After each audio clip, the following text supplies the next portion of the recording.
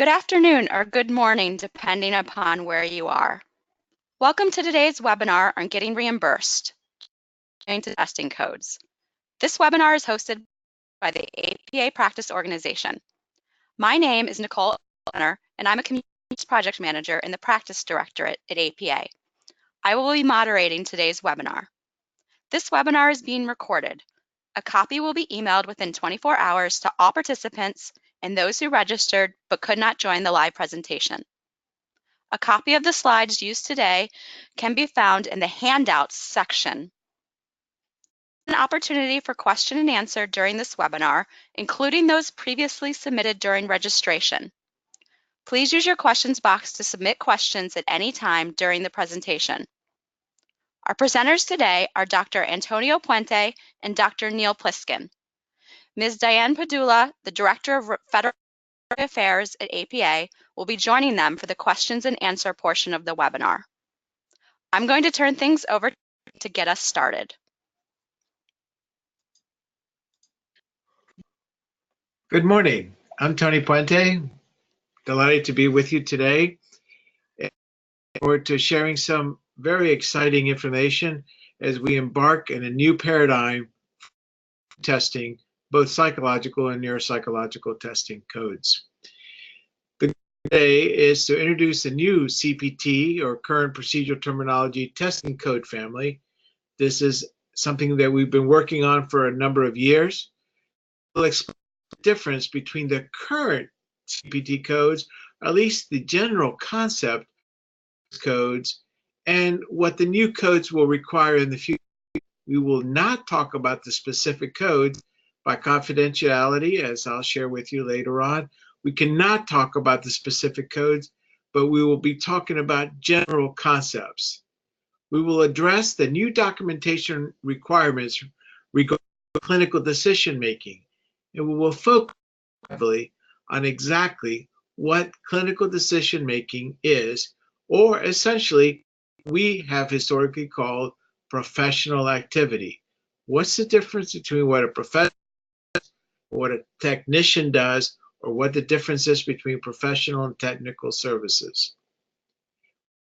We'll address a very critical and fundamental concept that from this point forward will be part of who we are and how we do business care structure, and that is the concept of what we call a base code, a foundational code, and then the add code is anything beyond the foundation. For example, if we do a bypass surgery, open heart will be the base code, and every time that we do a bypass, that will be an add-on code. We are joining the rest of the approximately 140 other healthcare specialties in how we code services. Next slide, please. This essentially will go into effect in January 2019. There'll be new methods and implementation for psychological testing services. Even though for many of us, we consider this, how do we make our income? How do we generate revenue? But not just about revenue. It's maybe even more important than that. It's about a significant historical paradigm shift of how psychological and neuropsychological testing services will be done. Don't consider this and subsequent webinars just about how we make our income or how we bill. It's also about how we will be working from 2019 forward. A new day is upon us. Next slide, please. So in 2015, the psychological and neuropsychological testing services, that is our family of codes, were targeted by CMS, or as we know it, Medicare and Medicaid, as being, quote, valued. Now let's explain for a moment what misvalued is. In reality, that really means high value. This triggered what we consider a highly technical and extremely confidential process that address and subsequently, as necessary, redefine the code set. The process is overseen by CMS and involves two very critical committees that are part of the Medical Association, and that's the current procedural terminology editorial panel, which I was on for a number of years, and the Specialty Relative Value Update Committee. These two are basically the arbitrators and deciders of, in a nutshell, what healthcare can be done in general, how it's done, and finally, how much is the foundation base pay for these different procedure codes. Next slide, please. It comes to no surprise to all of us in this webinar that the cost of healthcare is going up. Today, we're experiencing almost $10,000 per person. Essentially, our gross domestic is approximating almost 18%. And if you look at the history of the GDP and the specific aspect of healthcare component, it's been increasing incrementally, and that's almost uncontrollable. We're projecting to reach over 20% by the year 2025. And this is largely, if not exclusively, by a very, very rapidly expanding population, complexity and the expansion of healthcare services, and of course, the rising prices. The healthcare really considers this a problem. Any government that has such a large percentage of its GDP in one particular industry, doesn't matter if it's healthcare or even defense, becomes a major problem. As a consequence, government believes that all things should be reviewed very aggressively, very carefully, and in some cases, challenging the continuing reimbursement system that we are experiencing. Next slide, please. As part of the CPT panel a few moments ago, it's a very complicated process, and people often say, can't you just simply get the code, and can't you just give us the right values? It's not that simple. The process in the best case scenario takes us 2 to 3 years. In the most challenging case scenarios, takes us up 5 to 7 years. And when we finally get a code that reflects what we do, we then have to value it through the so-called relative value system and the RUC surveys, which many of you participate in, and which we're very appreciative of. This, in turn, informs CMS. They usually accept, but not always, what the RUC values are given to them. And in many cases, very often, it's actual reduction of those values. And what's important, especially for those of us that say, it doesn't matter, I'm not a Medicare provider, or I don't deal with the aging population, you need to know that CMS and Medicare is the benchmark for all of healthcare. So as Medicare goes, whether up or down, so does everyone. This is the benchmark from which with other carriers and private payers also decide their actual amounts for reimbursement, and as I said earlier, for what we can do. Next slide, please. One of the things that's a real challenge to all of us is we are bound by very, very strict confidentiality agreements. All of us participating in this process have to sign a form, and we're monitored very heavily, including what we say publicly about the process of how these codes are developed, understood, described, and subsequently valued. So even though we'd like to share with you everything that we know, we're bound strictly to the guidelines that are put forth by AMA and signed on by CMS as to what we can say and how we can say it. So as a consequence, we are limited what we can share with you today.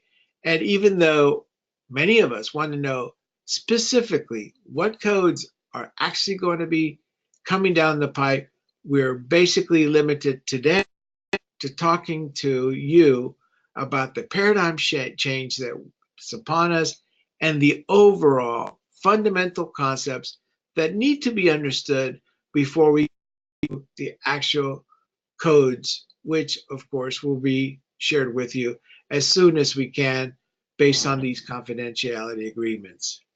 Next slide, please. At this point, I'm going to turn you over to APA's representative to the CPT panel, and that is Neil Pliskin from the University of Illinois, Chicago. Neil, please take it away. Thank you, Dr. Puente, and hello, colleagues.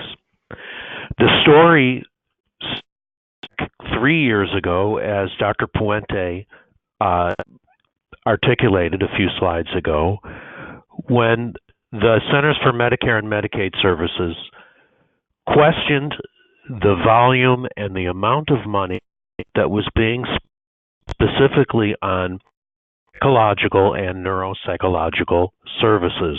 Next slide.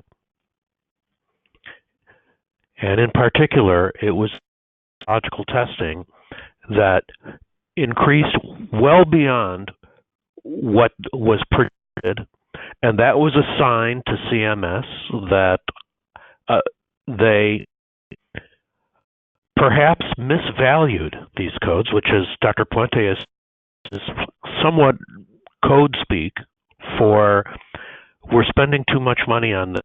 There must be a reason why, and we're committed to reducing healthcare costs. So in 2015, the American Psychological Association and other stakeholders were essentially mandated to go back and review the neurological testing codes and address what potentially might have led to this evaluation. Next slide. So those of us in professional practice, psychologists and neuropsychologists, with some of the problems that went along with these codes since 2006 when they were initiated. I'll be talking in more detail in moments about the double perception, when unique work is performed by both the professional and the technical on the same day. That's been a huge problem that many of us have had to face around the country, how to deal with it, which codes go together, can you use a modifier, how are you not duplicating work. I can tell you that the federal government has all received, when you look at 96118 and 969 or 96101 and 96102, psychological and neuropsychological testing code descriptors, they have had a hard time determining what's the unique work that's provided by the professional. And they've always had the idea that they're paying twice for the same services. So, and with the elevated dollars being spent, as evidenced by the previous two slides, this really put a target on our backs for needing to understand and clarify the codes in a way that it not only addressed the double dip, but many of the other problems that we in professional practice have faced, like not being compensated for non-face-to-face done by the professional or by the technician. Billing across multiple days of service has been confusing to a lot of coders and third-party payers.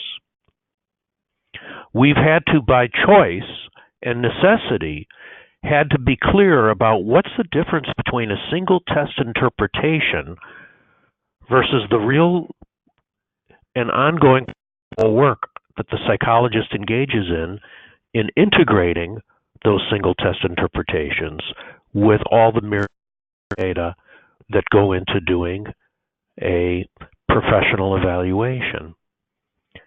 How to code the interactive feedback. Over the years, I've seen many ideas on how people are coding their feedback, but it's never been explicitly articulated how to code for feedback. That's been another large problem with our code set. And then computer screening tests, billed as psychological and neurological tests. We've entered the computer and handheld it, embrace that. But there's a difference between a test that's been over a couple of moments and designed really to identify who needs services versus giving that test and billed as a neuropsychological or a psychological evaluation. So these are the problems that we faced with these codes for quite some time. And so when the double dip perception and the valuation misvaluation issue arose, there was an opportunity to also to address some of these longer standing problems that we've had. Next slide.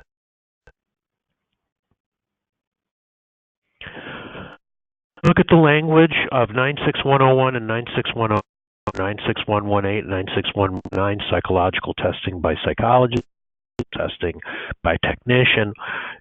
I said before, it's been extremely confusing to coders and third-party payers. What's the actual professional work of the psychologist?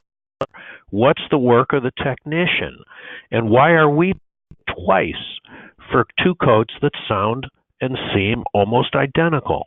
Next. So priority one in designing new, and these codes were designed by an expert panel of psychologists and neuropsychologists. Priority one was clearly distinguishing in these new codes what's the professional work from the data gathering work. We all understand that the professional work involves interpretation of standardized test results and clinical data, integrating patient data with behavioral observations, lateral resources, clinical decision making. We're going to talk more about clinical decision making in a moment. But clinical decision making that every psychologist does, and they conduct these evaluations, whether it's with the aid of a technician or conducting the evaluation themselves. Treatment planning and report preparation are solely the work, the professional work by the psychologist and the neuropsychologist.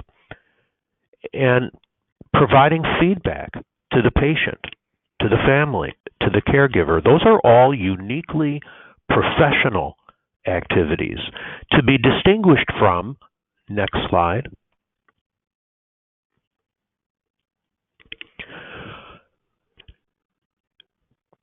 the second priority, which is preserving the differentiation between technician and testing and from the psychologist doing their own testing.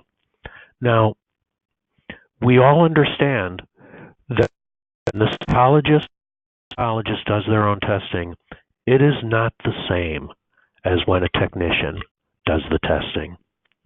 The data gathering component, though, is one of administering a series of tests, recording behavioral observations, scoring test protocols, and transcribing those test scores onto a data summary sheet. That's the technical work. But mixed in there is, next slide, the cognitive work, the clinical decision making. Now, if we take our two models, and we know from our professional practice surveys that 55% of neuropsychologists use technicians, 45% of neuropsychologists do not. We also know that a majority of psychologists doing psychological testing administer those tests themselves. So we are a group with multiple practice patterns, but there's some things that don't change. And this is this concept of clinical decision making that we need to spend some. This is clinicians are highly attuned to capturing and quantifying the cognitive work that goes into their decision making. So if we take, for example, the psychologist who does their own testing, the psychologist administering tests, and then based on the level of functioning of the individual, their emotional and behavioral response, their level of are operative with the testing process, is English their first language, is their level of functioning different than advertised? In the first few moments, in the first few tests, that as the psychologist in the room, you're recognizing that things that are going on here that are unanticipated from from the time that you were getting ready for the testing. And so in the moment, you're making decisions about, I don't think that I'm going to give this person a full Wechsler scale because their 3 years of education will be problematic in interpreting some of the scores, or other intra-session factors that arise that make you, the clinician, in the moment have to make decisions. I'm going to give this test, I'm not going to give this test. I realize that if I push too hard, I'm a patient, so I'm going to plan on giving multiple breaks. This patient seems like they have a lot of pain. I'm going to have to shorten this battery dramatically if I'm going to get the results that I need. I mean, those are all examples of the cognitive work that we do in the midst of the clinical decision making. So I want you to go back one slide, please. So when we start talking about preserving the differentiation between technician administration from the psychologist testing, the common factors there are this clinical decision. The difference is that when someone is using a technician, you may tell the technician early on, okay, here's based on referral information and based on my speaking to the referral source, here's the test that I want you to start with. Technician goes into the room after you've done your clinical interview, starts to administer the few of the tests, comes to you and says, I don't think this person's doing very well. Well, in that moment, when you're out in the hallway or you're in your office conversing with your technician, you are engaging in a similar process of clinical decision making. You're analyzing the data, you're hearing the emotional and behavioral response of the individual. You're incorporating that in with what you learned from your interview in terms of the level of impairment of the individual, or, as is often the case, you determine from looking at those first two tests that the individual isn't providing valid data, or they require a higher level or more nuanced tests for accurate diagnoses. Those are decisions that are uniquely professional. Those are the decisions that the professional makes. And so move forward one slide, please. So it's not the same when the psychologist does their own testing versus the technician doing their own testing. And we all understand that. And there's different factors that drive why people choose to use technicians or not. But a commonality in both models is that the professional work, the cognitive work, involves clinical decision making. And in the new code structure going forward, which we will talk a little bit about eventually, this work that we do, we've taken it for granted, over the course of a day. But physicians don't. And physicians have learned how to capture and quantify that cognitive work.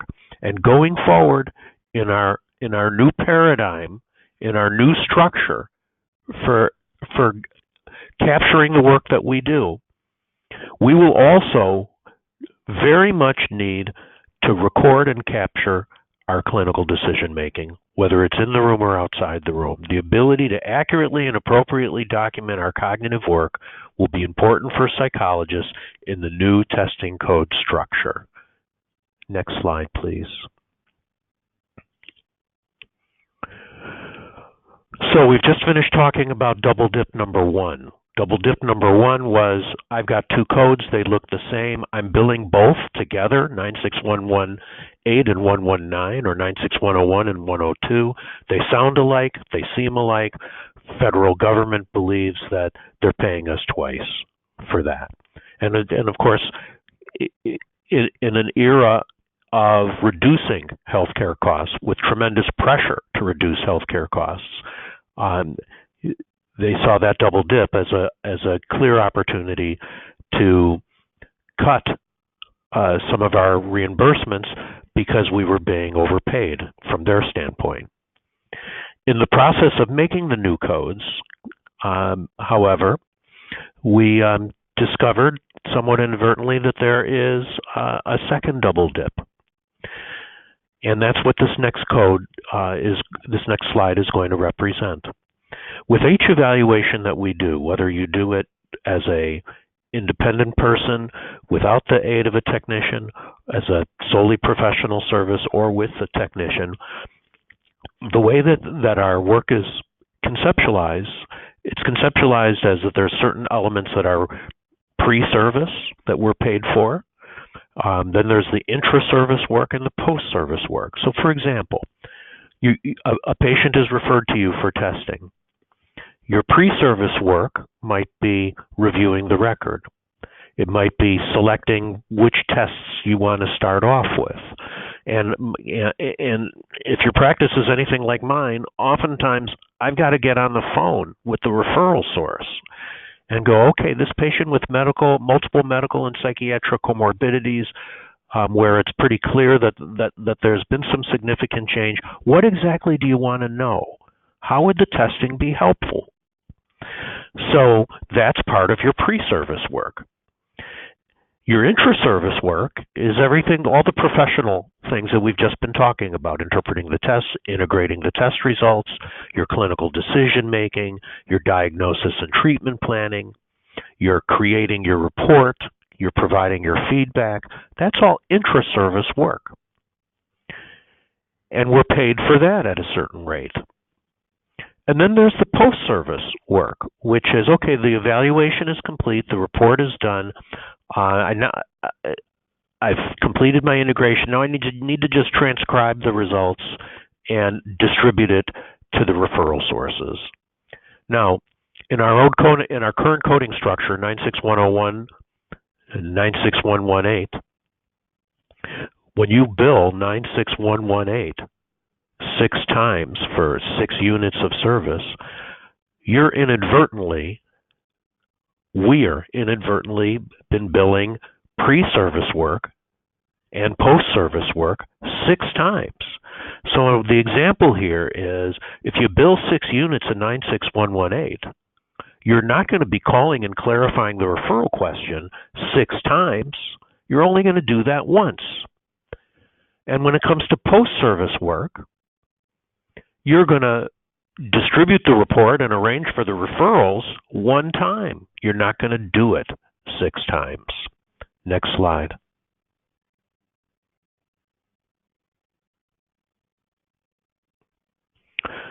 So to address this problem of physician work being counted or paid too many times, modern coding structure has evolved into what is known now as a base code and an add-on code.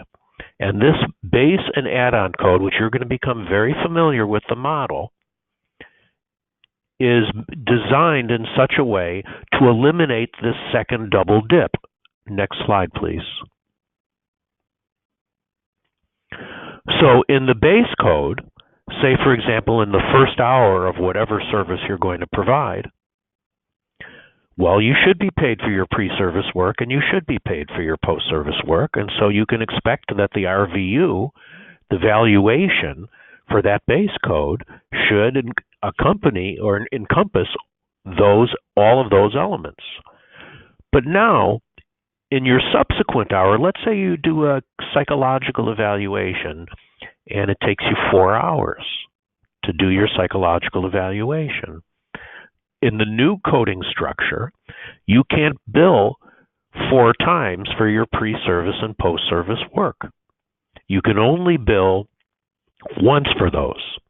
So in the new coding structure, to eliminate that double dip, you'll have an add-on code. You'll bill your base code one time for that first unit of service, and then in subsequent units, you'll be billing your add-on code. Your add-on code won't be valued at the same level as the base code because the pre-service and post-service work will be stripped away. So what you can expect going forward is, depending on the service you're providing, you'll be providing a base code for that first unit of service, and then you'll be providing your add-on codes for subsequent units of service. Next slide. And I believe this is my cue to bring back in Dr. Puente. Thanks, Neil. Now the question before us is, all right, I'm starting to get this idea of a base code and an add-on code, and we're not going to be double dipping. Sounds good. Now let's make it real. How is this going to come to light? Well, first of all, we just heard in the Federal Register, and we just sent an announcement, which, by the way, will be corrected to update our latest interpretations of the proposed rule or fee schedule. That's gone out. And of course, as we'll share with you in a few moments, good news. And in September, AMA actually publishes the new code descriptors and the numbers. In other words, that's when the confidentiality is removed and we're able to talk about code 1, 2, 3, 4, 5, whatever that number is, and specifically what the descriptors and so forth. In November, the proposed fee schedule, which has been announced, but it's still not in place, will be finally put to rest. And the first few days before Thanksgiving, usually on Monday or Tuesday or so, the Federal Register publishes the actual fee schedule, which at this point, as I mentioned, is proposed. So it's proposed in July and it's finalized right before Thanksgiving. And it's our hope that this will be a good Thanksgiving. Of course, the question is, when will all this go into effect? The new codes, the fees, the actual documentation requirements, all that actually is ready to go in January 1, 2019. So today, we've been talking about the general concepts, the theoretical concepts, the paradigm shift of how we're going to go moving forward and everything involving psychological and neuropsychological testing. The proposed rule of how we're going to get paid has been just recently published, but still open for commentary. But everything comes together by the end of this calendar year, and the new shift begins on January 1, 2019. Next slide, please. So, pragmatically, what can you, and for that matter, Neil and I, expect? Well, as we launched many, many months ago into revamping the entire code set that we are going to be unveiling, hopefully in the very near future, we did so with the express purpose of looking at all the problems that many of us faced. And Neil has shared with you some of those problems, and I want to highlight them.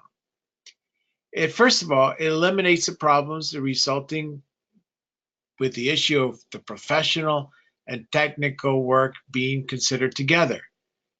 It was the idea that CMS had many, many years ago that we were double dipping. It was just totally unacceptable. And as a consequence, we wanted to make sure that there was no need for, from this point forward, having to do any of the add-ons, the additional commentaries, and having to fight tooth and nail with our compliance officers to make sure that one thing was reimbursable and the other one was different. Second of all, we now are able to recognize both face-to-face and non-face-to-face work by the professional, such as integration, and as Neil had talked in very, very clear fashion about clinical decision-making. In this clinical decision-making, we're going to be talking to you over and over again because this is central to this new code set. It's all about the cognitive work done by the professional. For the first time, we can actually bill across multiple days. It was implied in the original code structure, but not clear. For some of you, you may recall you had to bill on the last day of service, all combined according to some Medicare carriers. No longer will that be the case. When documentation exists, that allows the billing across multiple days. Another major issue, number 4, is the interactive feedback. In the old days, how did we do that? For neuropsych testing, for example, it was often suggested by people like myself, you just simply envelop it inside the 1.8 code, or in the psychological testing in the basic code as well. Well, no longer. We actually have a specific code descriptor that you'll be seeing in the very near future that explains that you can do interactive feedback with the client, the family, and others to make sure that the results of the testing are understandable and set the foundation for an intervention program. There will be separate testing and data gathering codes for those who use technicians versus those that don't or do their own test administration. This will be much more clarified, so there'll be no misunderstanding by coders and, for that matter, insurance companies. So when reimbursement is based on the codes, it'll be straightforward and more easily attainable. Our next point is there'll be scoring time for tech work. As you might recall, there was no scoring time in the existing code set.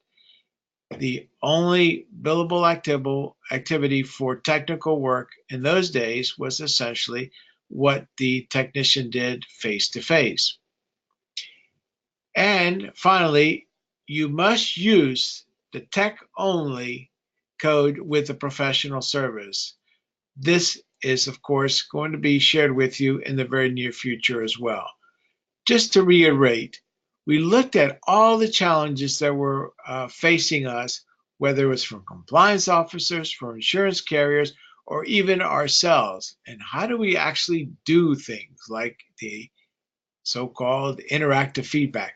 We've resolved all those problems, and you'll see the new code structure to be much clearer, more straightforward, and it's going to pave the way for more appropriate reflection of what we do, and most importantly, our cognitive work, which is the foundation of clinical decision making and the foundation for appropriate reimbursement. Slide number 20, please. So the implementation of testing codes. I want to know the bottom line. Thanks for all this information, Tony and Neil. How's it going to affect me, my specific pocketbook? For many psychologists who provide psychological and neuropsychological services, we anticipate, based on our initial estimates, roughly a 6% increase in reimbursement services. However, for some practitioners who do their own testing, neuropsychological testing, you could see, based on our initial estimates, a small decrease, although this is being checked out as well. Regardless, it's important that you appreciate that at one point we were facing a potential Armageddon situation of up to an unbelievable 43 to 45% decrease in reimbursement. We went up to the Hill, we went to CMS, and we basically said, you're going to kill not only a significant portion of psychological and neuropsychological services, but an important service to your constituency. We told them, and specifically the Deputy Commissioner of Medicare, which we had a wonderful meeting with, it is not your intention, we're sure, to basically kill an entire profession, and for that matter, a critical services to our aging population. We consider this a major win, where we're facing cuts up to 40-some% and likely cuts in the 13 to 18% range. We see this as a huge win, and it's important that we acknowledge that the advocacy efforts of APA made this happen.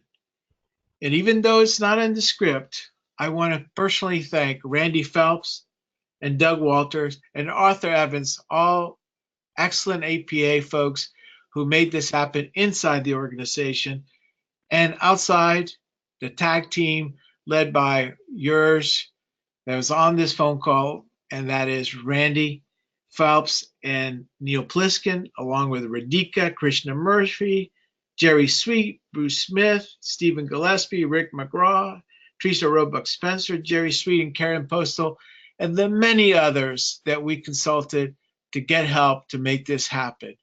Mike Westerfeld. And Mike Westerfeld, thank you. And it's important to appreciate this is why we need a new C3, C6 system of doing advocacy. We had to dig into our piggy banks, into presidential funds. We had to find money where there was no money. We don't need to do this anytime in the future again.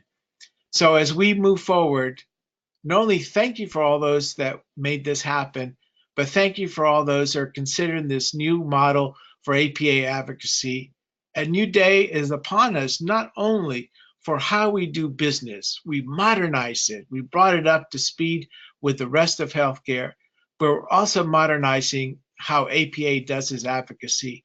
This is indeed a new day for all of us and a new day for celebration.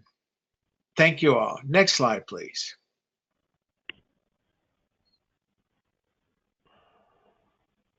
So what are the next steps?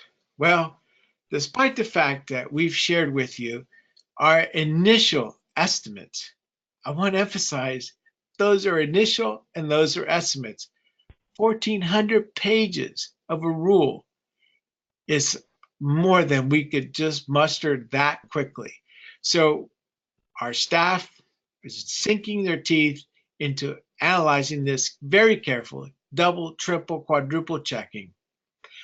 Once we have that clear, we will launch a grassroots initiative for all of us who use this, and many of us who rely on these services, to make sure that we submit our comments to thank those that supported us. Make sure that not only that we get the right code structure, as we hope that you'll see in the very near future and you'll learn to appreciate, but also thank those that gave us the opportunity to continue doing the services and be reimbursed at an appropriate level.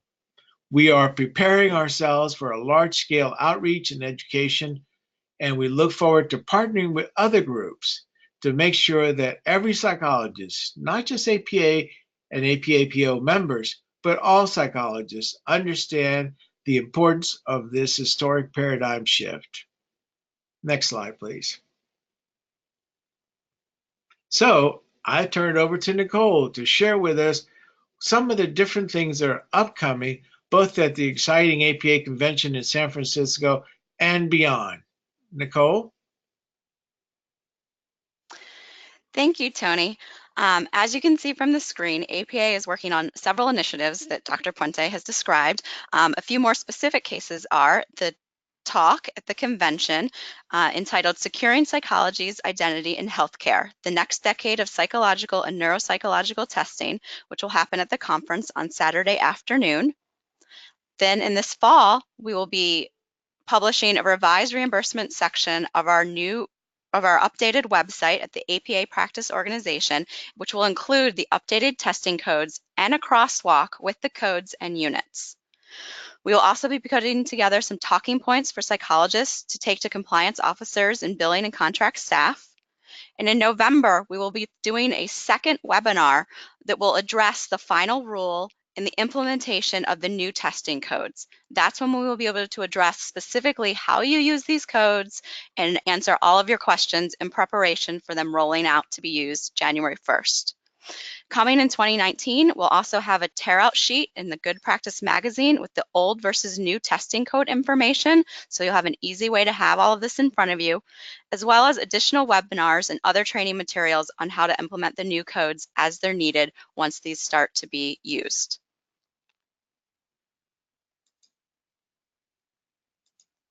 At this point, we're going to turn over to our question and answer portion. I want to thank all of you who have submitted questions prior to the webinar. We received over 300 different questions and hope that the presentation so far has covered many of them. We're now going to go ahead and ask the presenters some specific questions that may not have been covered, as well as some that we've received during this webinar. So first, are the actual codes themselves changing, or is it merely the RVUs? I'll take this one. The actual codes themselves are changing, and the RVUs are changing. It will be a new code structure. It'll be more complicated because of the presence of base codes and add-on codes, and it will take individuals and third-party payers time to adjust, not only to the different codes themselves, but also there's some different aspects to the codes, like the timing, that will need to be adjusted. So people should not plan on being able to conduct their practice in exactly the same way with this new more complicated coding structure. And that's why we're encouraging you to be on the lookout for the materials and for all the training that we'll be doing to help people to be ready. Great, thank you. A more specific question has come in on how do we code feedback sections specifically? The feedback, well, here's, I think, what we can say now within the limits of confidentiality. Their feedback will be an explicit part of the coding family. So you won't have to guess anymore. There will be a specific way and a specific structure to be able to build that, and it will be very clear once the code family is formally published. I don't mean to be vague about it, but I want to be. But I am being vague because I have to be. But I also want to be reassuring. This will not be a problem going forward, knowing what code to use and how to document your feedback. Thank you. Sort of on the same lines, folks would like to know, how do we need to modify our documentation to meet the specifications of the new codes? Neil, why don't you take a stab and I'll add additional commentary. Thanks, Tony. We will need to modify our documentation. If you think about it this way, that we're going to need to be able to delineate for coders what is the professional work that the psychologist uniquely does, and to be able to document that in a way that someone who's doing a chart review can see and appreciate, oh, here's how the time was spent. So there will be some modifications to the documentation that you are going to want to make. They're certainly going to involve clinical decision making and documenting that. But there will be other things as the actual code descriptors come out, we'll be able to talk in more specific terms. But clinicians should anticipate not being able to document their services entirely the same way that they did before. And one major difference will be the emphasis on the clinical decision making, or essentially the professional or cognitive work. That is the foundation of how we will be paid. And to make sure that's clear, two things will have to occur. First of all, you'll have to document in a narrative fashion what exactly that you did and what's the outcome of that. Or as we often talk about, medical necessity. What is the outcome of the activity? Documentation will be the foundation for justifying that activity. The second part will be the issue of time. We will have to be very, very thoughtful and careful of how is it that time is taken care of. If you have an electronic medical record, probably not so complicated. For the rest of us who don't use them, we're going to have to be very thoughtful about how we make that clear in our record. Now, the question that still is to be determined, how is it that we're going to document time? Stay tuned. We'll have that information for you by the end of the year, well before you have to do this on a regular basis. And I would just say that that if I were listening to this, I would not find the answers that I or Tony gave fully satisfactory. And it's only because we're talking about it in a more abstract way. When the codes come out and we can see exactly what the code descriptors say, it will be much easier to appreciate how you're going to need to modify your documentation. So I know that there's a lot hanging in the air with this, but that's just the stage that we're at now. And I guarantee you that moving forward, as more information comes online, we'll be able to be a lot more specific about modifying the documentation.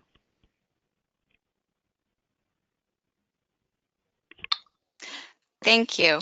There have been several questions regarding the confidentiality restrictions on this process. Why is it being hidden? Why is it so stringent? Let me speak to that, Neil. And having been on the panel, as well as been an advisor to the panel since approximately 1992, it's so critical that this be understood. It's not just for psychology, it's for everyone who participates in healthcare and uses the CPT system. This is the way that we can hash out all the concerns, make sure that all the T's are crossed and all the I's are dotted, so the final product is clear.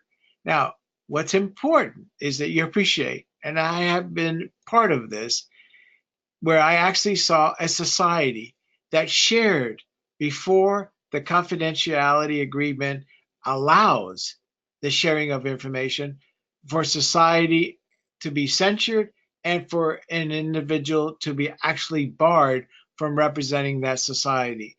So this is the way we've been doing business with CMS and AMA since we were able to be part of the process back in the early 90s. So we can talk in generalities today. In late September, October, we can talk very much in specifics. So hang in there, stay tuned. Rest assured, APA, Neil, and myself, we got your back. After all, this is what we do for a living ourselves. Thanks, Tony. Hopefully one of you can address this. Will testing technician be defined in the new rules? And similarly, will the new changes impact the use of students, whether at the master's level or at the doctoral level, but unlicensed? Will all of that be defined in these new codes? Take a stab again, Neil, and I'll provide commentary again. Thanks, Tony. I think the term technician will not be further defined in the new code set. What will be defined will be what the role and the technical work actually is. So we've looked at all the documentation that Medicare has around who a technician is, and it's surprisingly sparse. I think audiology has something in writing, but pretty much no one else does. And I don't think that you'll expect to see, here's what a technician is.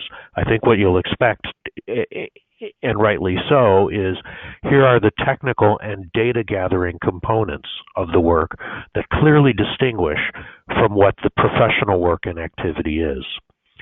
Now, regarding part two, the use of students, Medicare has affirmed, as far back as 2006, that you cannot bill Medicare for work provided by trainees. And that's not going to change. I think, as always, you have to look at the specific rules and regulations of the different carriers that you're working with regarding their policies or lack of policies regarding students serving as technicians. But there's nothing that's going to change that I'm aware of, Tony, that is going to change Medicare's stance that they just will not bill for the work of trainees, and it's just not something that you should do, technician or otherwise. Just to clarify further. This is Diane. I'd like to just follow up on that. I think you gave an excellent summary there, and I think the key is what you were referring to at the very end. This is not the issue of whether or not students can provide these type of services, and in turn the psychologist being reimbursed. It's not a CPT coding question. It's a policy question for whoever the third-party payer is that's reimbursing for services. And Medicare has made it very clear over the years that students cannot fulfill that role, and you cannot be reimbursed for their services directly. And let's keep in mind, this is about Medicare. This may not necessarily apply to anybody else. So we have to remind ourselves this is about Medicare. And it's important to also appreciate the fact that this is also something associated with the GME that APA has been working on forever. And we look forward to trying to resolve this issue, whether it's the physician definition or otherwise. But that's another day, another dollar, so to speak.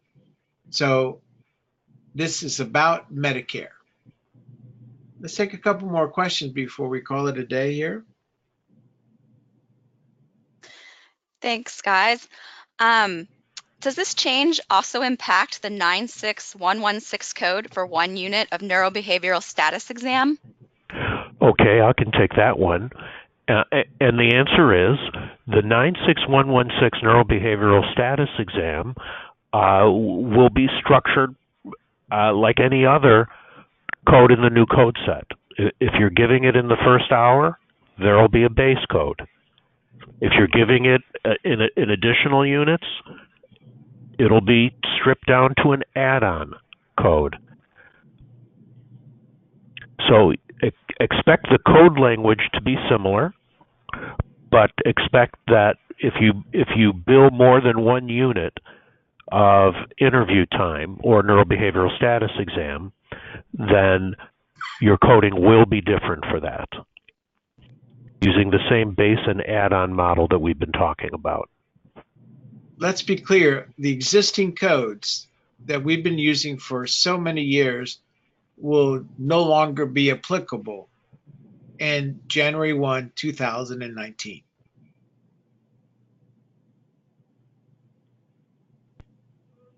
Next. Thank you. I'm going to end us with just one last question that pertains specifically to the slides. In looking at slide 17, are there 3 different base codes or 1 base code and then subsequent add-on codes? Let's go back to slide 17.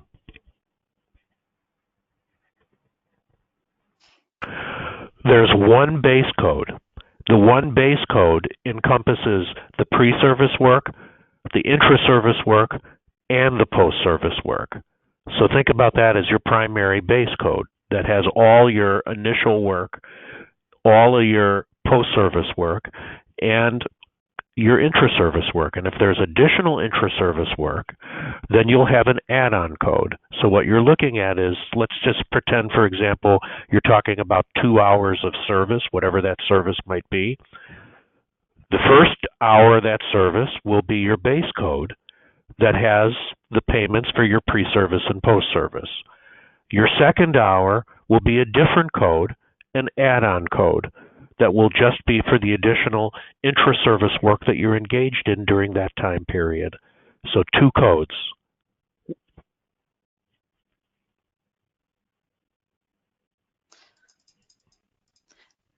Thank you for that, and thank you for all your answers today. At this point, we're going to go ahead and wrap up.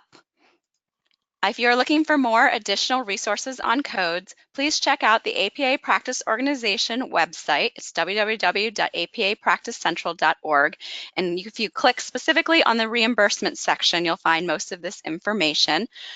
You could also go to the Psychology Coding, CPT, and Psychological Service Billing website.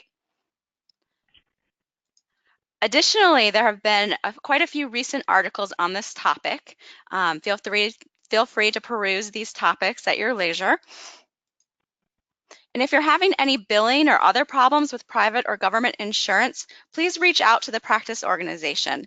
Our legal and regulatory affairs team monitor billing issues, and when appropriate, they've taken action against managed care and insurance company abuses.